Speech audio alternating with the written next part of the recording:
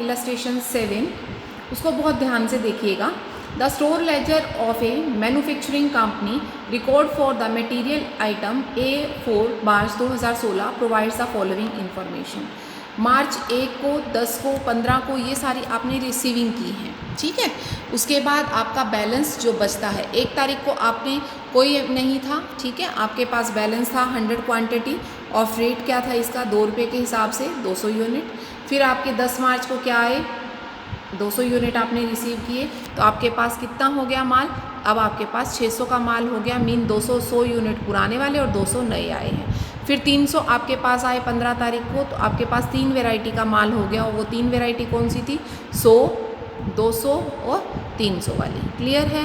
उसके बाद 16 को आया, 16 को भी आपने इसी तरीके से किया, 16 को सॉरी कुछ नहीं हुआ, 100 और 200, 200 कहाँ पर गायब हुए हैं, अब ये देखो वो कहता है 100 जो हैं वो कितने वाले, 2 वाले 200 और 300 यूनिट जो हैं वो आपके देखो यहाँ पर जो पहले इससे पहले वाली बात, इससे पहले वाली बात थी ये वाली, ये बात,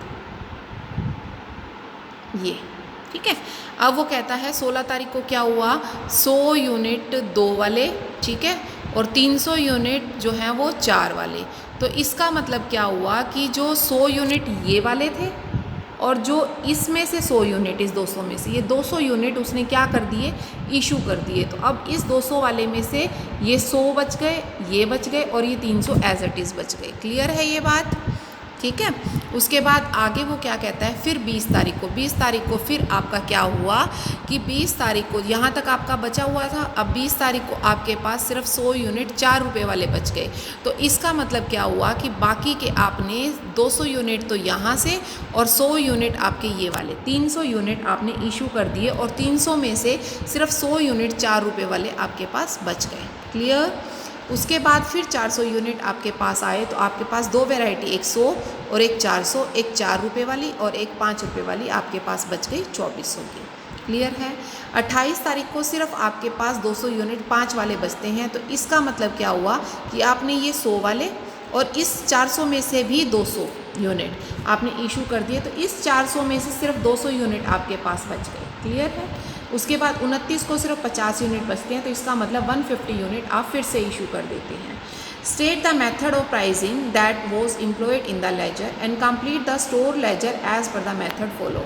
अब बहुत ईजी है, देखो अगर क्वेश्चन को किसी बच्चे ने जब मैं समझा रही थी और ध्यान से समझा है तो मेरे ख्याल से उसको ये क्लियर हो गया होगा कि ये आपका फीफो मेथड है, क्योंकि इसमें सारी चीज़ें वही निकाली जा रही हैं जो लास्ट में बचती हैं। ठीक है।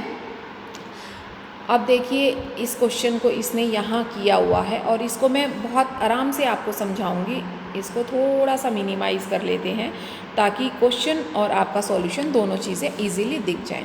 अब देखिए जब आप इस क्वेश्चन को करें तो मार्च 1 को जब आपने ये किया तो मार्च 1 को क्या था आपके पास, वही 100 यूनिट। उसके बाद फिर आपका 200 उसी हिसाब से, क्योंकि जो फीफो मेथड है स्टोर लेजर में फीफो मेथड है, अगर उसके हिसाब से आप करोगे तो सारी चीज़ें वही आती चली जाएंगी। ये आपका रिसिप्ट कॉलम हो गया, ये इशू कॉलम हो गया, ये बैलेंस हो गया। फिर आपके पास 200 यूनिट आए, आपके पास ये बैलेंस बच गया 200 और 400। फिर उसके बाद 15 तारीख को आपके पास 300 यूनिट आए, तो आपके पास 100, 200 और 300 ये 3 बैलेंस बच गए। फिर आपने इशू किया है, इशू किया है कितने यूनिट, 100 यूनिट 100 यूनिट 100 यूनिट। तो कहता है इशू आपने करनी है, जब 100 यूनिट किए तो पहले 100 में से निकाले, पहला 100 बिल्कुल ख़त्म हो गया। ठीक है। फिर अगले 100 इशू किए तो आपने इस 200 वाले में से किए, इसमें से सिर्फ 100 बच गए। ठीक है। फिर जब अगले 100 किए तो फिर वो वाले 100 आ गए जो 200 वाले में से बचे थे, बच गए 300।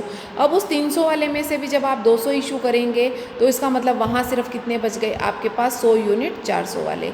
अब आपके पास 400 यूनिट 5 वाले आ गए, तो अब आपके पास 400 यूनिट ये हो गए और 100 ये हो गए।